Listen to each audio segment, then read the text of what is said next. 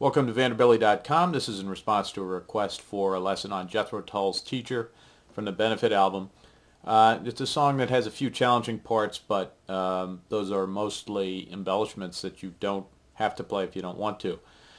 In this lesson, I'm going to cover all aspects of the song. In part one, I'll cover the opening chord sequence and the verse.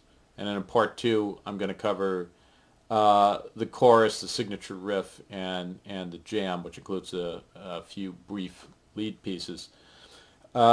This song is in standard tuning. It uses some moderate overdrive. So let's get started with a playthrough that shows you some slightly abbreviated versions of the main parts of the song.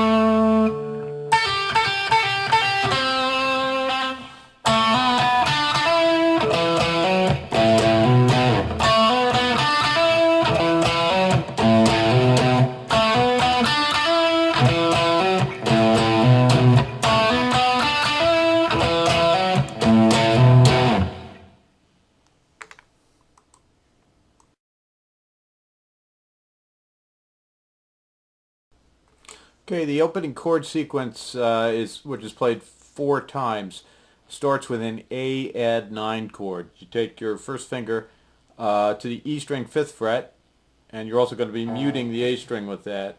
Then you take your ring finger to the D string 7th fret, and your middle finger on the G string 6th fret. So that should sound like this.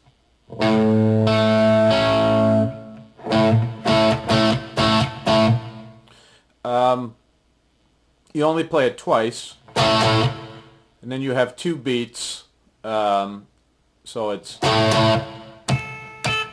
and then you slide the whole thing down 2 frets to play a G add 9, and then you have 1 beat, and then you make a C sharp bar chord on the 4th fret, and you slide it immediately up 1 fret to D. You play it 3 times. So it's very slowly from the beginning. A add 9, G add 9,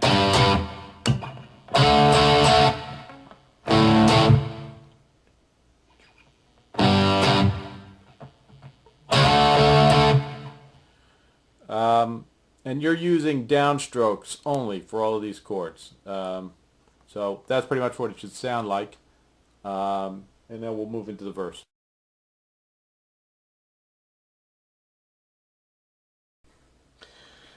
The basic verse is constructed around 3 chords. There's an A suspend 2, which is just an A chord without the B string fretted. It should sound like this.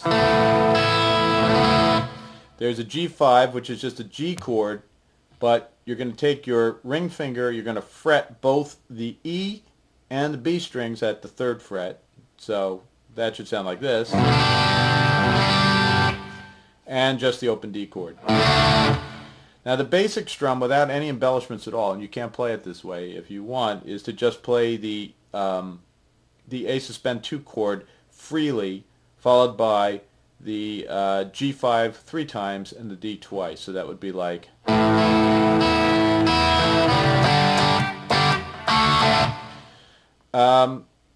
But in the studio, Morton Barr, Tull's guitarist, uses some embellishments around that A suspend 2 chord. And here's what he does. He plays the A suspend 2 with a down, up, down strum. And then immediately moves up to the 8th fret. You put your first finger on the B string 8th fret and your middle finger on the D string 9th fret. You're muting the G string in between. And you play it with an upstroke. You play it once, and you don't slide it into it. You don't hybrid pick it. It just sounds like... So it's just very brief. And once you've played that once, you move down to the 7th fret. You don't slide down, just move down. You switch your first finger to the D string 7th fret and your middle finger to the B string 7th fret. You mute the G again. That should just be like this with an upstroke. And then you move down to the 5th fret. You just slide that whole thing down. Don't get the sliding sound. Just move down to the 5th fret. So the whole thing is just like that. Not hybrid pick, not none of that. So the whole thing, and then you end it with the G5 and the D the same way you would normally. So that whole thing slowly should just sound like...